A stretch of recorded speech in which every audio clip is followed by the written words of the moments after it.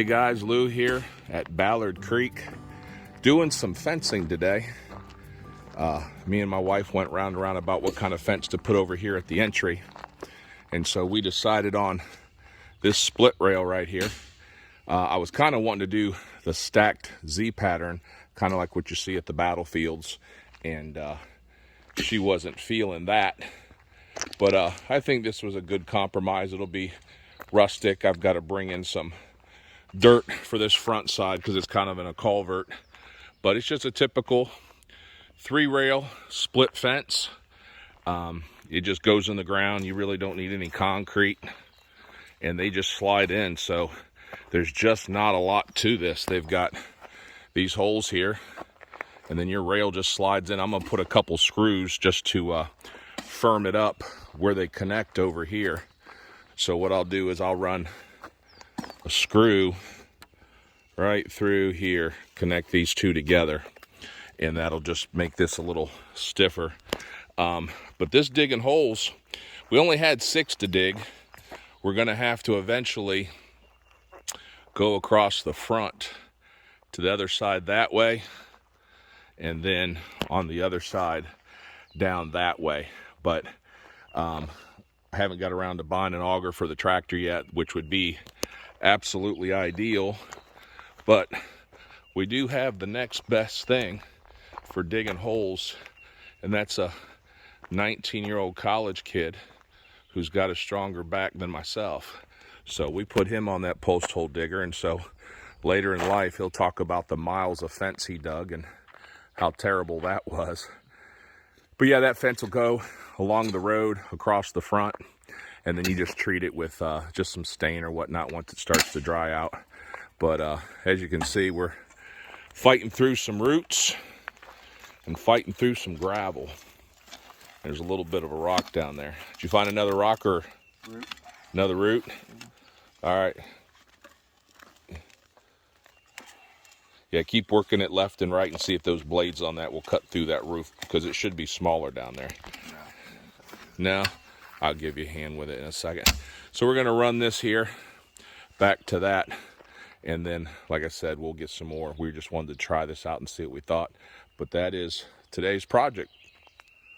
All right, so our first little project is done.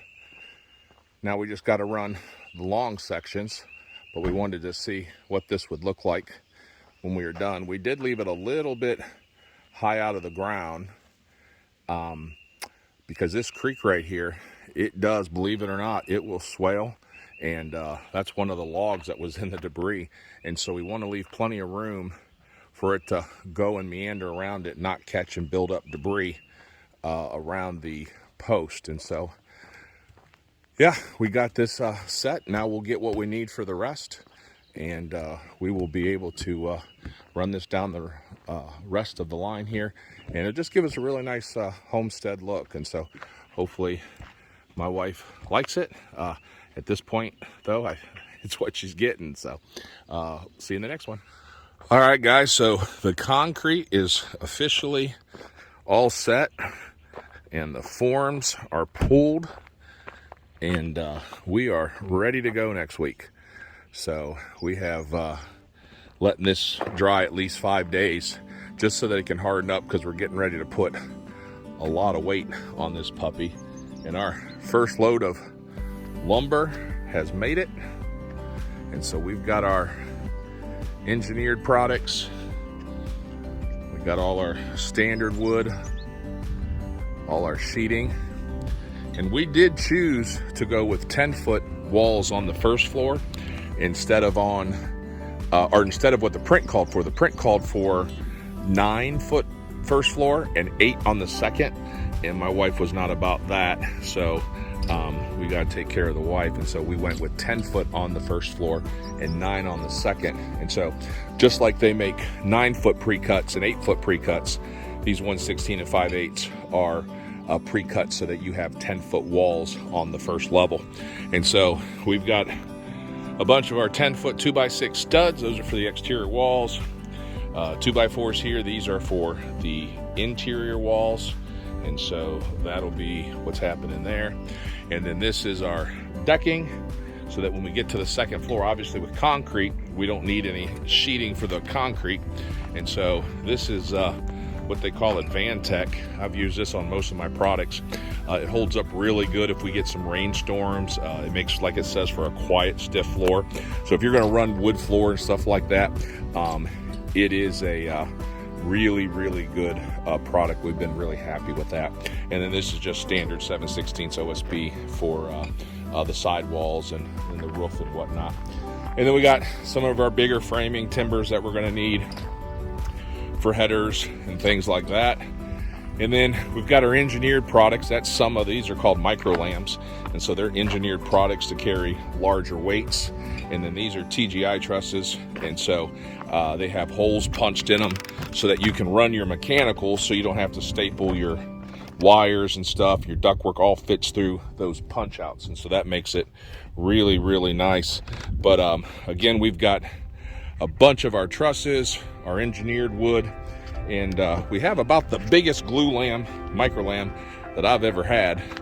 If you look down there at that bad boy, that's a 24-inch micro lamb. That'll be over the great room, and between the kitchen and the great room, and that's about the biggest thing I've ever worked with. And then again, these floor trusses, they come pre-punched. So again, what happens is you can run your wire, your plumbing, and these are engineered to be, straight as can be. Better than traditional lumber. They're stronger, and they give us a lot more flexibility. So all of that got dropped off today, and even though prices on lumber have come down, this first load here probably is about $20,000 worth of lumber. And so and this is just the first drop, and so we got the second drop for the second floor and the roof coming on Tuesday.